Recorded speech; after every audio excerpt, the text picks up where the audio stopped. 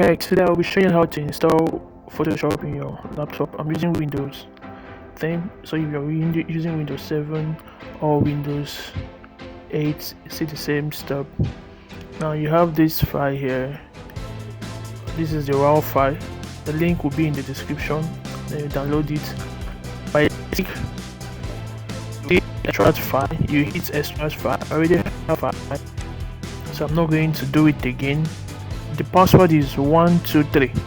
You hit OK for the file to extract into your system. Then after extraction, you will have something like this. This is the file. Then you hit your setup here. This is one you'll be clicking. This one, setup. Click the setup. Yes. And next. So I already have Photoshop in my system, so I'm not going to do the next. So when you do this next, now it will install into your computer. So you have something like this in your desktop.